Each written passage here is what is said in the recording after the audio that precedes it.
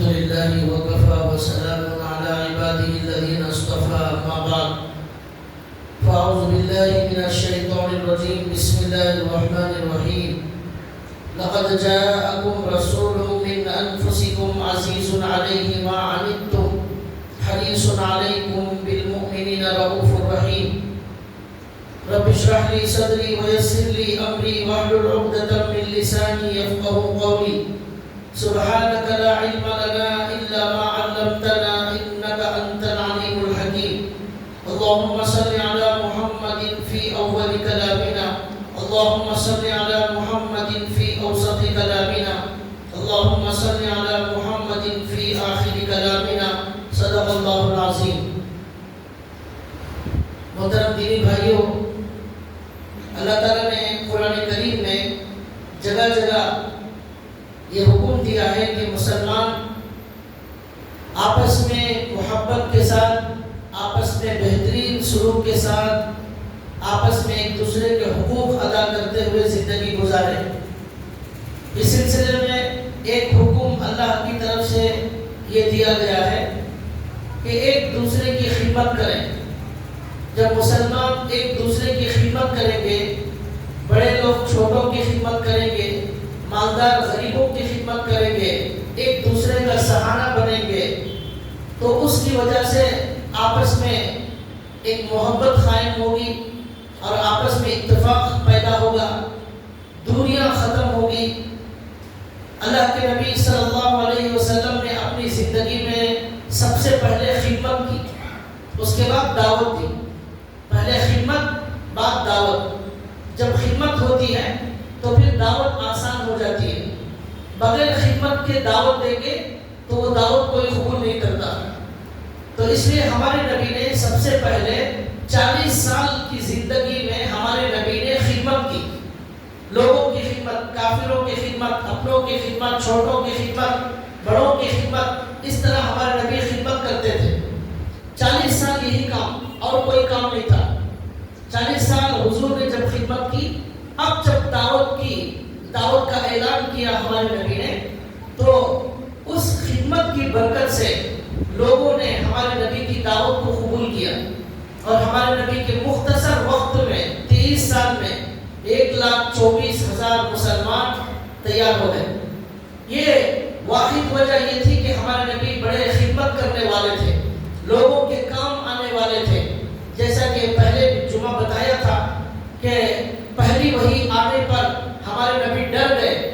اما خدیجہ رضی اللہ تعالیٰ عنہا سے آ کر کہنے لگے مجھے موت کا خوف ہو رہا ہے.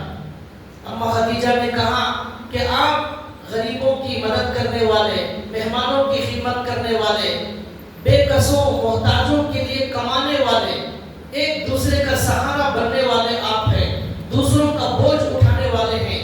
آپ کو اللہ ہرگز ضائع نہیں کرے گا. آپ کو اس طرح کی موت نہیں آ سکتی. آپ دوسروں کا بھلا چاہنے والے ہیں، اللہ بھی آپ کا بھلا کرے گا. یہ ہمارے نبی کے بارے میں اما خدیجہ نے فرمایا. قرآن کریم کی آیت جو میں نے آپ کے سامنے پڑھی، لقد جاءکم رسول من انفسکم، ہمارے نبی کی خاص بات اللہ تعالیٰ اس آیت میں فرماتے ہیں کہ تمہارے پاس، تمہارے ہی اندر سے، تمہیں میں سے ایک نبی اور رسول آئے ہیں. لقد جاءکم رسول من انفسکم. ان رسول کی، اس نبی کی عادت، اس نبی کی خاص صفت یہ ہے عزیز. لقد جاءکم رسول من انفسکم عزیز علیہ ما عنتم. تمہاری تکلیف اس نبی کو دیکھی نہیں جاتی. تمہاری تکلیف وہ نبی برداشت نہیں کر سکتے. یہ نبی کی صفت ہے. وہ نبی جو آپ تمہارے پاس آئے ہیں، وہ جو رسول تمہارے پاس آئے ہیں، ان کی خاص بات یہ ہے کہ وہ تمہاری تکلیف دیکھ نہیں سکتے. تمہارا پریشان ہو جانا ان کو پریشان کر دیتا ہے. وہ نبی تڑپتے ہیں تمہاری تکلیف اور پریشانی کو دیکھ کر. ان سے رہا نہیں جاتا، ان کو نیند نہیں آتی. ان کا سکون ختم ہو جاتا ہے جب کوئی مسلمان پریشان ہوتا ہے. جب کوئی مومن تکلیف میں ہوتا ہے تو نیند ہمارے نبی کو نہیں آتی. تکلیف ہمارے نبی کو ہوتی ہے، بھوک مسلمانوں کو لگتی ہے، لیکن احساس ہمارے نبی کو ہوتا ہے. عزیز علیہ، ہمارے نبی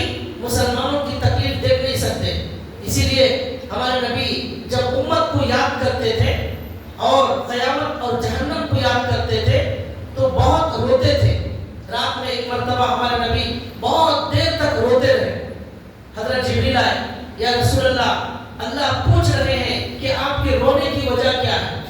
اللہ کے نبی نے فرمایا میری امت کو یاد کر کے رو رہا ہوں.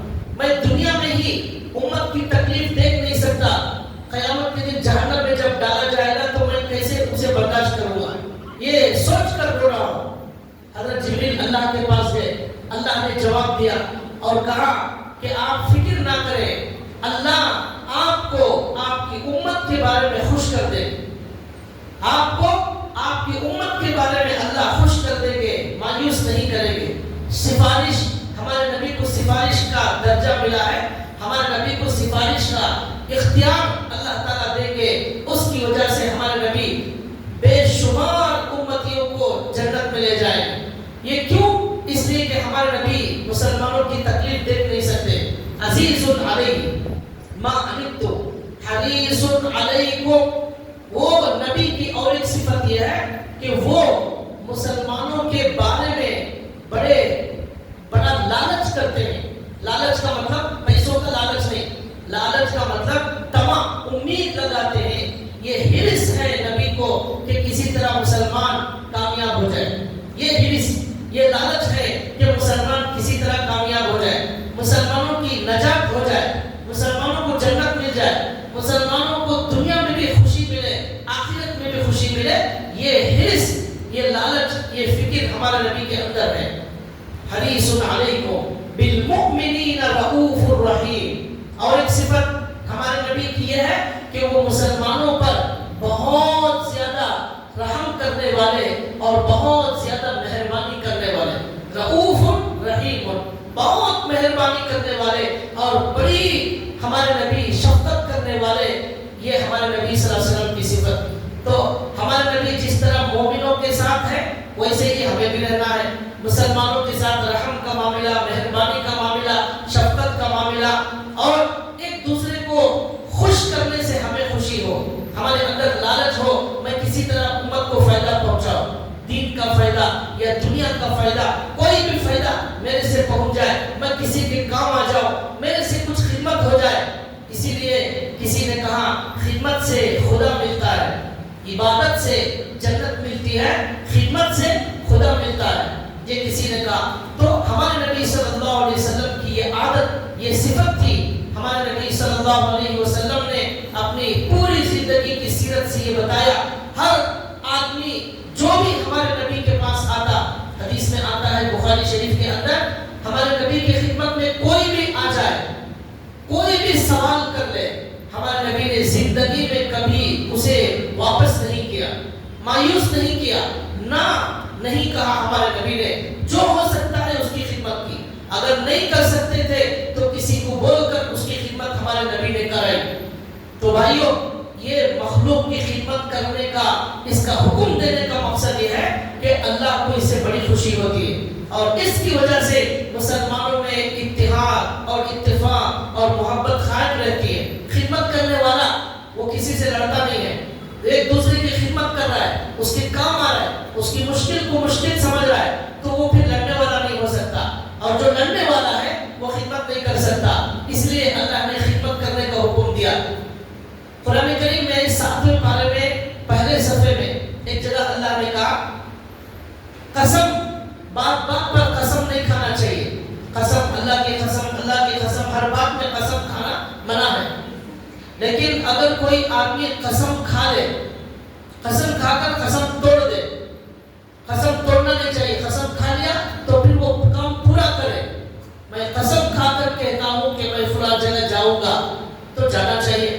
اگر نہیں جائے گا تو قسم ٹوٹ جائے گی. وہ قسم توڑنے پر کفارہ دینا پڑے گا شریعت میں. بات بات پر ہم قسم کھاتے رہتے ہیں, قسم توڑتے رہتے ہیں, تو قسم توڑنے پر شریعت میں کفارہ دینا ہے. تو اس لیے زبان سے قسم کا لفظ نہیں لانا چاہیے. اب اللہ نے کہا اگر قسم کھا کر قسم توڑ دیا, اس پر عمل نہیں کیا, تو اللہ نے کہا اب تمہارے اوپر جرمانہ یہ لگ رہا ہے کہ 10 آدمیوں کو کھانا کھلانا پڑے گا. فَكَفَّارَتُهُ إِطْعَامُ 10 مَسَاكِينَ किस्वतुहुम औ तहरीर रक़बा, 10 आदमियों को कपड़े पहनाओ, 10 आदमियों को नहीं हो सकता तो 10 आदमियों को खाना खिलाओ, या 10 गुलामों को आजाद करो, ये अल्लाह ने कहा। तो इसका मतलब ये हुआ कि जो हमने अल्लाह की नाफरमानी की, कसम तोड़कर अल्लाह की नाफरमानी की, अल्लाह ने कहा अब मैं उसी वक्त खुश होने वाला हूँ जब आप मेरे 10 बंदों को खाना खिलाएंगे, जब आप 10 बंदों को कपड़े पहनाएंगे, 10 गुलामों को आजाद करेंगे, तब अल्लाह कहते हैं मैं खुश होने वाला हूँ, वरना ये कसम तोड़ने का गुनाह तुम्हारे ऊपर बाकी रहेगा।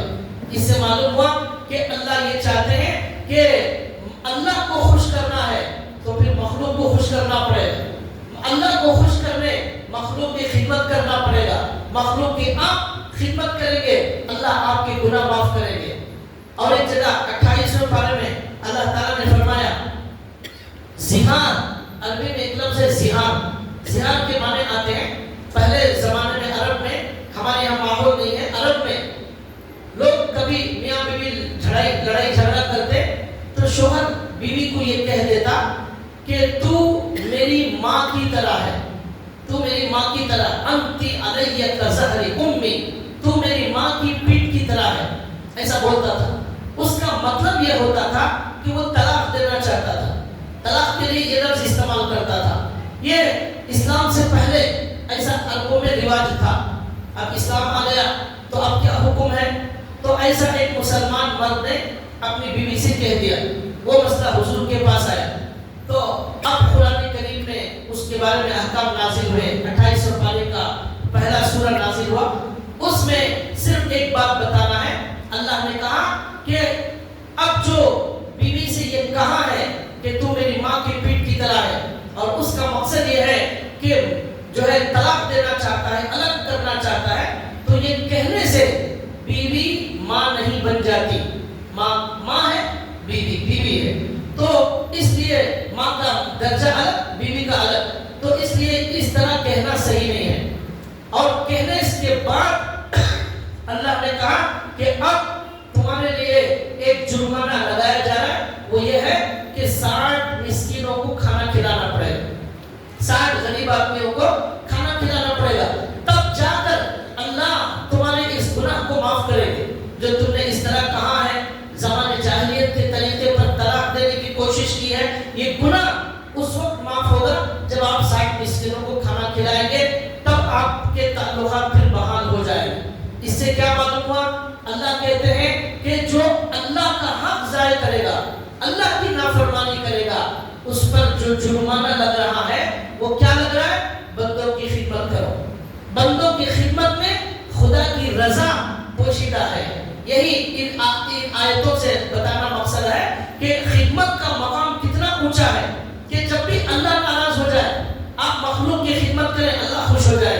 एक हदीस में अल्लाह के नबी ने फरमाया अस्सदक़तु तुत्फ़िउ ग़ज़बर रब, सदका अल्लाह के गुस्से को बुझा देता है, सदका अल्लाह के गुस्से को बुझा देता है। जब आदमी सदका देता है तो उस सदके की बरकत से जो गुनाह हो जाते हैं अल्लाह उस गुनाह को माफ करते हैं, अल्लाह का गुस्सा खत्म हो जाता है। और सदके की बरकत से अगर किसी का कोई काम होने वाला है, बड़ा काम होने वाला है और परेशानी है, तो मामूल है बुजुर्गों का और सहाबा का कि उस वक्त सदका दे दिया जाए, उसकी बरकत से अल्लाह हमारा जो काम होने वाला है उस काम को मुकम्मल फरमा देंगे। तो इससे क्या मालूम हुआ कि कामों को बनाने के लिए मखलूक की खिदमत करो, अल्लाह नाराज हो गए हैं, मखलूक की खिदमत करो। कफारे का गुनाह हो गया है, कसम का गुनाह हो गया, कसम तोड़ने का, मखलूक की खिदमत करो। इस तरह अल्लाह ने जगह जगह हुक्म दिया कि खिदमत से अल्लाह तबारक व तआला खुश होने वाले। कितने वो खुश नसीब सहाबा थे, खिदमत के लिए पैसे ही खर्च करना जरूरी नहीं, आपने किसी को वुजू का पानी दे दिया जग में, एक बूढ़े साहब मस्जिद में आए वुजू बनाने के लिए, पानी भरना मुश्किल हो रहा था, आपने आगे बढ़कर उनको पानी दे दिया, ये भी बहुत बड़ी खिदमत है। आपने इस तरह की कोई भी खिदमत कर दी, कोई नीचे किसी का असा गिर गया, कोई चीज गिर गई, आपने जल्दी उठाकर उनके हाथ में दे दी, ये भी खिदमत है। बड़ी से बड़ी खिदमत, छोटी से छोटी खिदमत, ये अल्लाह को बड़ी पसंद आने वाली। हजरत अनस रज़ी अल्लाह तआला अन्हु एक सहाबी है, कम उम्र छोटे सहाबी थे, तो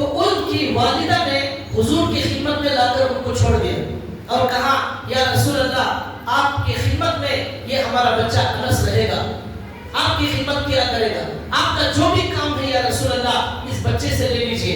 تو وہ بچہ انس حضرت حضور کے ساتھ رہتا تھا اور حضور کی خدمت میں لگا رہتا، کبھی وضو کو پانی لانا، کبھی مسواک دینا، کبھی جوتے لانا، اس طرح کی خدمتیں 10 سال تک اللہ کے نبی کی خدمت کی۔ معمولی آدمی، عام آدمی کی خدمت کرنا بھی کتنا اجر و ثواب، ہمارے نبی کی خدمت کی اور 10 سال خدمت کی۔ وہ کہتے ہیں ہمارے نبی کے اخلاق اتنے اونچے تھے، اتنے اونچے تھے، ان 10 سالوں میں ہمارے نبی نے مجھے کبھی نہیں کہا کہ تم نے یہ کام کیوں کیا، تم نے یہ کام کیوں نہیں کیا، کیوں ایسا کرنا چاہیے تھا ایسا کر دیا، ایسا کبھی نہیں کہا، کبھی غصہ نہیں ہوئے ہمارے نبی میرے اوپر، میں کبھی کام کرتا کبھی نہیں کرتا لیکن ہمارے نبی غصہ نہیں ہوئے۔ ایک مرتبہ تو ایسا ہوا کہ ہمارے نبی نے ایک کام کہا کہ جاؤ ایک کام کرو، میں نے کہا نہیں کروں گا، بچے تھے، انہوں نے کہا نہیں کرتا میں یہ کام، غصہ ہو گئے اور بچہ بھاگ کر کھیلنے کے لیے چلا گیا۔ اب ہمارے نبی وہ بچے کو تلاش کرتے کرتے وہاں میدان میں گئے اور جا کر اس بچے کو پیٹھ پر تھپ تھپایا اور کہا ارے بچے اب تو یہ کام کر دے۔ اب وہ بچہ کہنے لگا ہاں اب میں یہ کام کروں گا آپ کا۔ اس طرح ہمارے نبی کا تعلق تھا، محبت کا اور خدمت کا ایسا تعلق تھا۔ وہ صحابی حضرت انس رضی اللہ تعالیٰ عنہ 10 سال خدمت کی ہمارے نبی کی۔ ہمارے نبی نے خوش ہو کر دعا دی اللہم ارزقہ مالا وولدا وبارک لہ فیہ، اے اللہ اس بچے کے مال میں برکت عطا فرما، اس بچے کی اولاد میں برکت عطا فرما، اے اللہ اس کو خوب سے خوب مال اور اولاد عطا فرما۔ لکھا ہے ہمارے نبی کی دعا ایسی قبول ہو گئی، ایسی قبول ہو گئی کہ سارے لوگوں کے باغ میں ایک سال میں ایک مرتبہ پھل آتے تھے، ان کے باغ میں 2 مرتبہ پھل آتے تھے سال میں۔ مال میں اتنی برکت ہوگی اور اولاد کی برکت کا حال یہ ہے، لکھا ہے اتنی لمبی عمر ملی، عمر میں برکت ہوئی، اولاد میں برکت ہوئی، 120 بچوں کو پوتے نواسے اولاد پڑ پوتے پڑ نواسے ان کو سب ملا کر 120 لوگوں کو انہوں نے اپنے ہاتھوں سے دفن کیا۔ 120 پوتے پڑ پوتے پڑ نواسے نواسوں کو 120 لوگوں کو اپنے ہاتھ سے دفن کیا، اتنی لمبی عمر ملی۔ 120 لوگوں کو دفن کرنے والے جو نانا ہے کتنی بڑی عمر ہوگی ان کی، تو حضرت انس رضی اللہ تعالیٰ کی اتنی لمبی عمر ہوئی کیوں؟ حضور کی دعا۔ اور حضور کیا دعا دیے تھے؟ اولاد میں برکت ہو جائے۔ اور یہ دعا کیوں ملی؟ خدمت کی وجہ سے ملی۔ کیا خدمت کرتے تھے؟ یہی حضور کی خدمت کرتے تھے، حضور لانا کہ حضور کے لیے پانی لانا، مسواک لانا، جوتے لانا، تولیہ دینا، یہ خدمت کرتے تھے اور حضور سے محبت کی وجہ سے کرتے تھے۔ یہ ہمارے نبی نے دعا دی، مال میں ایسی برکت، اولاد میں ایسی برکت۔ ایک صحابی ہیں حضرت عبداللہ بن عباس رضی اللہ تعالیٰ عنہ، ان کے بارے میں لکھا وہ بھی بچپن میں ہمارے نبی کی خدمت میں آتے جاتے تھے، ہمارے نبی کی خدمت کرتے تھے، ہمارے نبی سے محبت کرتے تھے۔ تو ہمارے نبی نے ایک مرتبہ پوچھا یہ وضو کا پانی کس نے رکھا ہے؟ تو کسی نے بتایا عبداللہ بن عباس نے، حضرت ابن عباس کے عباس کے بیٹے عبداللہ بن عباس۔ تو حضور خوش ہوئے اور دعا دی اللہم فقہہ فی الدین، اے اللہ اس بچے کو دین کا علم عطا فرما، دین کا علم عطا فرما۔ یہ دعا دی ہمارے نبی نے اللہم علمہ الکتاب، اے اللہ اسے کتاب کا علم عطا فرما۔ ہمارے نبی کے بعد تمام صحابہ کرام میں حضرت عبداللہ بن عباس رضی اللہ تعالیٰ عنہ کو رئیس المفسرین کہا جاتا ہے، مفسرین میں سردار، مفسرین کے سردار۔ اتنا بڑا علم اللہ نے ان کو دیا۔ ان کے علم کا حال ایسا ہے کہ ہمارے نبی کے زمانے کے بعد ان کے جو گھر تھا اس گھر میں لوگ قرآن کا علم سیکھنے، تفسیر کا علم سیکھنے، حدیث کا علم سیکھنے، فقہ کا علم سیکھنے کے لیے اتنی بڑی تعداد میں آتے تھے کہ ٹریفک جام ہو جاتی تھی۔ ٹریفک جام کیوں؟ اس لیے کہ لوگ سوال پوچھنے آ رہے ہیں عبداللہ بن عباس سے۔ بہت بڑا مجمع گھر کے باہر، حضرت وضو بنا کر باہر آتے، گھر میں بیٹھتے، گھر کے باہر اعلان ہوتا تفسیر کے بارے میں، قرآن کے بارے میں سوال کرنے والے اندر آ جاؤ۔ 400-500 لوگ اٹھتے، اندر آ جاتے، اب سب سوال کرتے ایک ایک قرآن کے بارے میں۔ اب یہ جواب دیتے دیتے دیتے 2-3 گھنٹے ہو جاتے، پھر وہ لوگ چلے جاتے، باہر بڑا مجمع انتظار کر رہا ہے۔ پھر اعلان ہوتا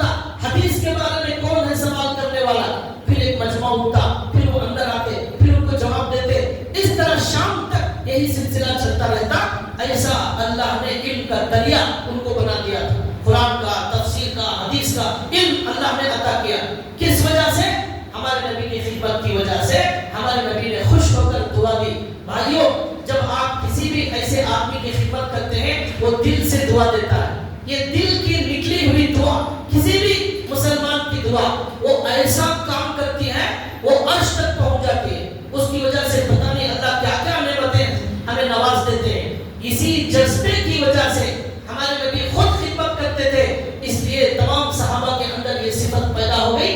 حضرت ابو بکر، عمر، عثمان، علی، تمام صحابہ کے اندر یہ خدمت کرنے کا جذبہ. حضرت ابو بکر رضی اللہ تعالیٰ عنہ کے زمانے میں جب وہ خلیفہ تھے، امیر تھے، تو ان کے پاس ایک لسٹ رکھی ہوئی تھی. حضرت عمر رضی اللہ تعالیٰ عنہ نے جا کر دیکھا، اس کے اندر لکھا ہوا ہے کہ فلاں فلاں محلے میں بیوہ عورتیں ہیں، فلاں فلاں محلے میں یتیم بچے ہیں، فلاں محلے میں بیمار ہیں. یہ پوری لسٹ ہے. اور یہ بھی لکھا ہے فلاں بیوہ کے گھر میں راشن پہنچانا ہے، فلاں بیوہ کے گھر میں پانی بھرنا ہے، فلاں یتیم کے گھر میں صفائی کرنا ہے گھر کی. یہ سب لکھا ہوا ہے. ہر جگہ نام بھی لکھا ہوا ہے. یہ خدمت کون کریں گے؟ فلاں بیوہ کی خدمت کون کرے گا؟ فلاں یتیم کی خدمت کون کرے گا؟ لسٹ ہے. ایک جگہ نام نہیں ہے کون خدمت کرے گے. حضرت عمر کے دل میں آیا اس عورت کی خدمت میں کروں گا. وہاں لکھا ہے گھر کی صفائی کرنا ہے، اس عورت کی گھر کی صفائی، اور اس کے لیے پانی لا کر دینا ہے، اس کے لیے راشن دینا ہے. حضرت عمر نے اس کا ایڈریس نوٹ کر لیا اور کہا اب میں اس کی خدمت کروں گا.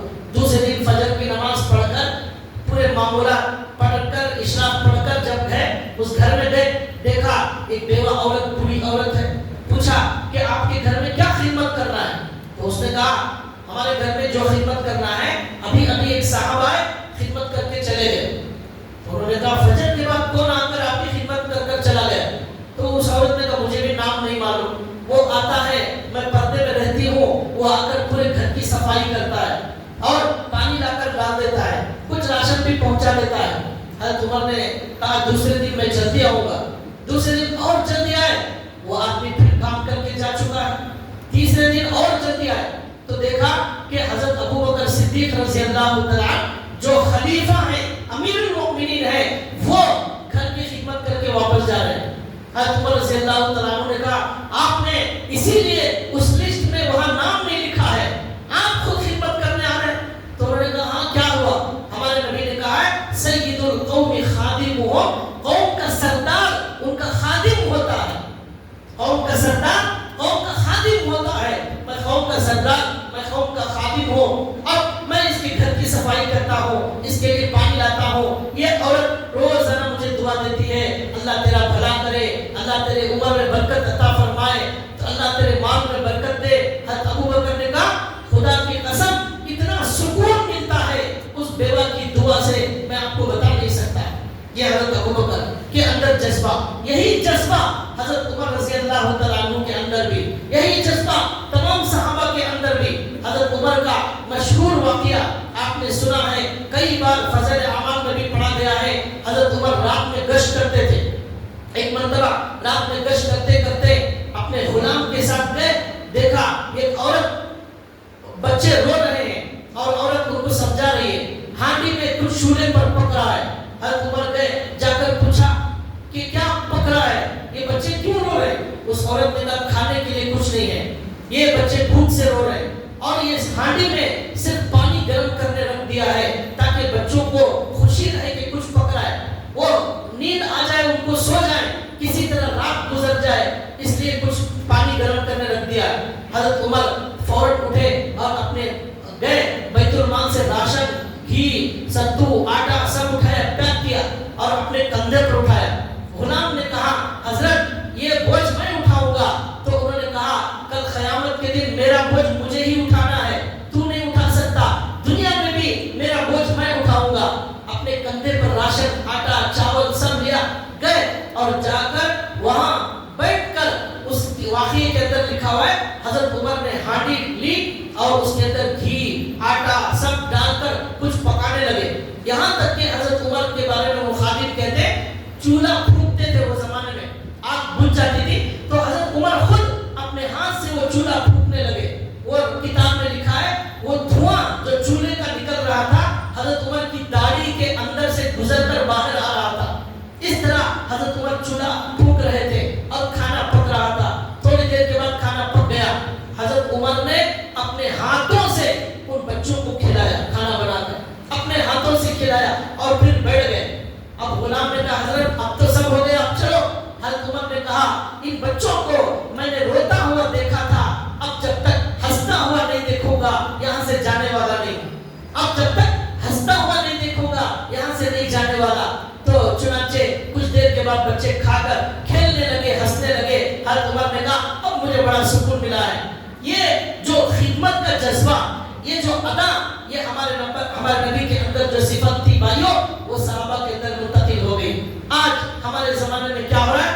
लड़ाई हो रहे हैं, झगड़े हो रहे हैं, एक आदमी दूसरे का खून का प्यासा है, कोई किसी का माल लूट रहा है, कोई किसी की जान लेना चाहता है, कोई किसी को कोर्ट में घसीटना चाहता है, कोई किसी को जिंदा जला देना चाहता है, और कोई बमों से बम गिराकर हजारों लोगों को मार रहा है, कोई मिसाइल गिरा रहा है। कत्ल और गारतगिरी आम हो चुकी है।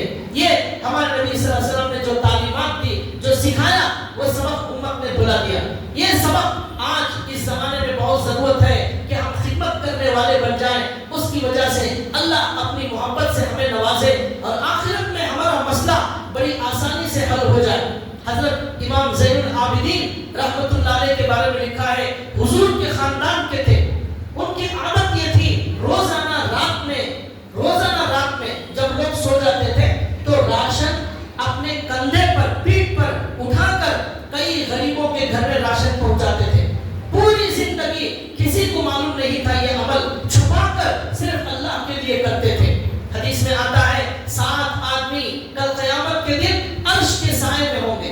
उनमें से एक वो है जो दाएं हाथ में क्या खर्च किया बाएं हाथ को मालूम नहीं होता, ऐसा छुपाकर खर्च करने वाला।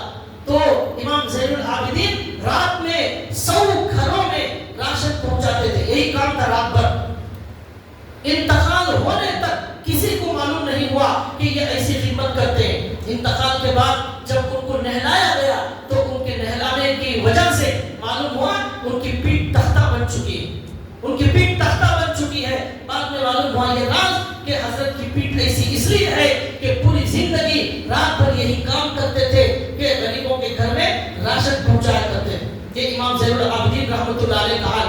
और एक अजीब-ओ-गरीब वाक़या लिखा हुआ है किताबों के अंदर तारीख में। हमारे नबी सल्लल्लाहु अलैहि वसल्लम के खानदान की एक औरत, सईदा खानदान की औरत, कोई भी गरीब आ जाए हमें ज्यादा इंक्वायरी नहीं करना चाहिए। थोड़ी बहुत कभी जरूरत हो कर ले, 10 रुपए के लिए क्या इंक्वायरी करेंगे? आज आदमी 5 रुपए दे रहा है, उसमें भी 10 सवाल कर रहा है, 20 रुपए दे रहा है, 10 सवाल कर रहा है। भाई 10-20 रुपए के लिए क्या जरूरत है सवाल करने की? मांग रहा है, बेचारा मजबूर है इसीलिए मांग रहा है, हम दे दें, नहीं देना चाहते हैं खामोश रह जाए। सवाल करके उसे जलील करना बहुत बड़ा गुनाह। और बाज़ लोग इससे भी आगे बढ़कर उनको छिड़की देते हैं और उनको गलत सनद बोल देते हैं। वअम्मा साइल फला तनहर, कभी फकीर को छिड़की मत देना, कभी फकीर को छिड़की मत देना, कभी डांट मत देना, कभी उसकी आह लग जाए हमारा सब बर्बाद हो जाए। एक औरत, हमारे नबी के खानदान की औरत, सईदा औरत, उसके शौहर का इंतकाल हो गया। 4 बच्चियां उसके शौहर की इंतकाल के बाद उसकी जिम्मेदारी में आ गई। अब वो औरत बेवा, ये 4 बच्चियां यतीम, अब उनके लिए खाने पीने का मसला खड़ा हो गया।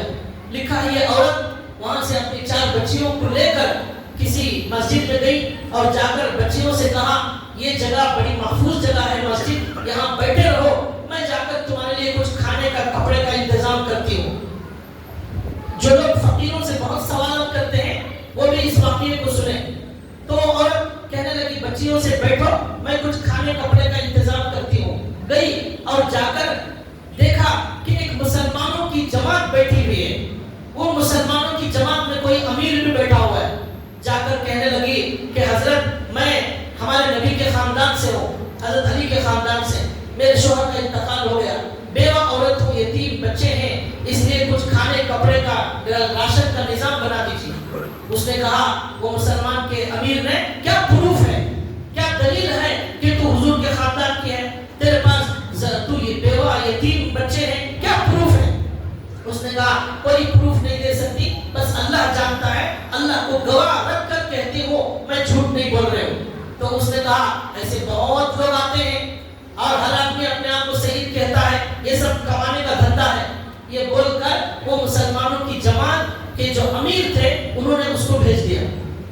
عورت نے سوچا اب مسلمان میری مدد نہیں کریں گے تو اب میں کہاں جاؤں گی؟ غیروں کے پاس جاؤں گی. تو اب وہ عورت یہ سوچا کہ اب مسلمان مدد نہیں کریں، چلو کسی مشرکوں کے پاس جاؤں. تو ایک جماعت تھی، وہ آگ کے پجاریوں کی جماعت، آگ کی پرستش کرنے والوں کی، کافروں کی جماعت. اب یہ عورت نے سوچا کہ چلو میری بچیوں کے پیٹ کا مسئلہ ہے، کوئی بھی دے دے کیا فرق پڑتا ہے. وہ عورت گئی اور جا کر ان کافروں کی جماعت کا جو ذمہ دار تھا پجاری، اس سے کہا کہ میں غریب بیوہ عورت ہوں اور میرے 4 بچے یتیم ہیں، بھوکے ہیں اور میں نبی کے خاندان سے ہوں، میری مدد کر دیجیے. اس مجوسی نے فوراً کہا کہ ٹھیک ہے بیٹھو. اس نے فوراً راشن منگایا اور کپڑے منگائے، پیسے دیے اور کہا کہ تم اگر چاہتی ہو ہم تمہارے رہنے کا بھی ایک چھوٹا موٹا گھر کا نظام بنا دیں. اس نے کہا بہت اچھا. اس نے گھر کا نظام بنایا، چھوٹی موٹی جھوپڑی کا. وہ عورت اس بچوں کے ساتھ وہاں رہتی تھی. کھانے کا، کپڑے کا، راشن کا پورا انتظام ان کافروں نے کیا. تو اب کیا ہوا؟ عجیب و غریب واقعہ. اب وہ جو مسلمانوں کے امیر تھے خواب میں دیکھتے ہیں رسول اللہ صلی اللہ علیہ وسلم آئے اور آ کر جو ہے اس خواب میں دیکھ رہے ہیں ایک جنت کے اندر محل نظر آ رہا ہے، بڑا عالی شان محل. اللہ کے نبی صلی اللہ علیہ وسلم وہاں موجود ہیں. یہ مسلمانوں کے امیر گئے اور جا کر کہنے لگے یا رسول اللہ یہ جنت کس کے لیے ہے؟ تو حضور نے کہا یہ پکے مسلمان کے لیے ہے. تو انہوں نے کہا یا رسول اللہ میں پکا مسلمان ہوں. حضور نے کہا پروف لاؤ. یہ عورت سے پروف پوچھے تھے نا، یہ ہمارے نبی کے خاندان کے عورت سے پروف پوچھے تھے. اب ہمارے نبی نے کہا تمہارے مسلمان ہونے کا پروف کہاں ہے، دلیل؟ تو کہا کوئی دلیل نہیں، بس میرے دل میں ہے، میں اللہ کو مانتا ہوں. تو حضور نے کہا نہیں یہ محل تمہارے لیے نہیں ہے. یہ خواب آیا اور ختم ہو گیا. اب یہ آدمی بڑا پریشان ہوا، مسلمانوں کا امیر کہ میں نے کتنی بڑی غلطی کر دی، ہمارے نبی کے خاندان کی ایک بیوہ کی میں نے خدمت نہیں کی، مدد نہیں کی، اب وہ جنت کا محل سے مجھے محروم کیا جا رہا ہے. میرے ایمان کو حضور ماننے تیار نہیں ہے، جب حضور نہیں مانیں گے تو اللہ کیا مانیں گے؟ پریشان گلی گلی پھرنے لگے، گھومنے لگے، تلاش کرتے کرتے کرتے اس عورت کے پاس پہنچے جو جس کے لیے وہ مجوسی پجاری نے گھر دیا ہوا تھا. اب جا کر اس عورت سے کہا کہ میں تمہاری خدمت کرنا چاہتا ہوں، میں تمہیں لے جانا چاہتا ہوں. اس عورت نے کہا نہیں ہم یہاں بڑے خوش ہیں، اب ہم نہیں آنے والے. اتنے میں وہ پجاری بھی آ گئے. اس نے کہا کہ ہم ان کو نہیں بھیجیں گے آپ کے ساتھ. اس مسلمان نے کہا 1000 درہم دوں گا میں، ان کو دے دو، میں ان کی خدمت کرنا چاہتا ہوں، ان کی خدمت میں جنت کا بنگلہ چھپا ہوا ہے. انہوں نے کہا نہیں آپ 10,000 دیں گے تب بھی نہیں دیں گے. تو مسلمان کہہ رہا نہیں بھیج دو. وہ پجاری کہہ رہا نہیں بھیجیں گے. اس کے 2 منٹ کے بعد وہ پجاری کہنے لگا وہ جو خواب میں آپ نے جنت میں محل دیکھا ہے نا وہ میرے لیے بنایا گیا ہے. وہ پجاری کہہ رہا ہے، حالانکہ انہوں نے بتایا بھی نہیں کہ خواب دیکھا ہے. یہ پجاری کہہ رہا ہے وہ جو خواب میں حضور نے آپ کو جنت کا محل دکھایا نا وہ میرے لیے ہے. میں کل رات میں اس عورت کے ہاتھ پر مسلمان ہو گیا ہوں، کل رات میں اس کے ہاتھ پر مسلمان ہو گیا اور اس ہمارے نبی کے خاندان کی عورت کی لاج رکھتے ہوئے میں نے جو اسے سہارا دیا. ہمارے نبی میرے خواب میں بھی آ کر بتاتے ہیں یہ جنت کا محل تمہارے لیے ہے. یہ لکھا ہے. تو بھائیو خدمت سے خدا ملتا ہے، خدمت سے خدا ملتا ہے. یہ معمولی دولت نہیں ہے، یہ بڑی عجیب نعمت ہے، یہ بڑی عظیم نعمت ہے. اللہ کے لیے آپ کے پورے خاندان میں کوئی بھی مجبور، کوئی بھی لاچار، کوئی یتیم بیوہ، کوئی غریب مل جائے، اللہ کے لیے آپ جو کر سکتے ہیں ان کے لیے کر دینا. چاہے آپ 2-4 کلو چاول دے سکتے ہو، چاہے آپ 400-500 روپے دے سکتے ہو، کچھ بھی کر سکتے ہو. آپ کے خاندان کے بارے میں آپ سے سوال ہوگا. آپ کے بھائی، آپ کی بہنوں، آپ کے رشتہ داروں، آپ کے پڑوسیوں میں کوئی بیمار ہو آپ دوا دلا سکتے ہیں، خیریت پوچھ سکتے ہیں، کچھ بھی کر سکتے ہیں، کر لینا. یہ خدمت بہت بڑی عظیم نعمت ہے. یہ اللہ سب کو توفیق نہیں دیتے. بھائیو آج نماز پڑھنے والے بہت ہیں، آج ذکر کرنے والے ہیں، آج ٹوپی چھپے والے ہیں. آج کمی ہے، اس بات کی کمی ہے مسلمانوں کے غم کو اپنا غم سمجھنے والے نہیں، اپنے کے درد کو اپنا درد سمجھنے والے نہیں. آخری چھوٹا واقعہ بتا کر بات ختم کر رہا ہوں. حضرت عبداللہ بن مبارک رضی اللہ تعالیٰ بہت بڑے عالم گزرے، بہت بڑے عالم، اتنے بڑے مالدار تھے، کئی لوگوں کو حج مرتبہ ایسا ہوا حج کے لیے نکلے پورے قافلے کے ساتھ، پورا اپنا خرچہ، راستے میں دیکھا ایک کچرے کی جگہ ایک مرغی پڑی ہوئی، مری پڑی ہوئی مرغی، ایک بچی مسلمان بچی اٹھا رہی، جا کر حضرت نے پوچھا ارے بچی یہ مری ہوئی مرغی کیوں اٹھا رہی؟ اس نے کہا 3 دن سے کھانا کچھ نہیں ہے، تو اب مری ہوئی نہیں کھائیں تو کیا کھائیں گے؟ مری ہوئی تو مردہ حرام ہے۔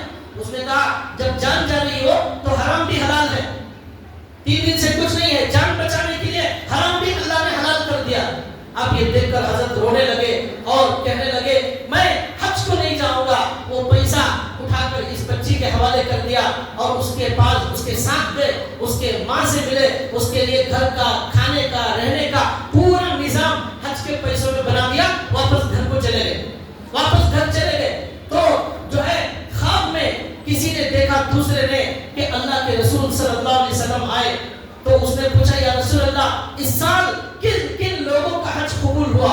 تو اللہ کے نبی نے کہا کسی کا نہیں ہوا، صرف عبداللہ بن مبارک کا حج قبول ہوا، ان کے صدقے میں سب لوگوں کا حج قبول ہو گیا۔ وہ عبداللہ بن مبارک حج کے لیے گئے ہی نہیں ہیں، بغیر گئے ان کا اللہ نے حج قبول کر دیا۔ تو بھائیو یہ خدمت ایسی عظیم دولت ہے، یہ ہمارے نبی صلی اللہ علیہ وسلم کی خاص صفت ہے۔ یہ تعلیمات اس لیے دی گئی ہیں کہ جب اس طرح ہمارا معاشرہ رہے گا، ہمارے دل بڑے پاکیزہ، ہمارے دل بڑے صاف، ہمارے دل بالکل اچھے اور ہمارے درمیان محبت قائم ہوگی۔ اللہ سے دعا ہے اللہ ہمیں سنی ہوئی بات پر عمل کی توفیق عطا فرمائے۔ وآخر دعوانا الحمدللہ رب العالمین۔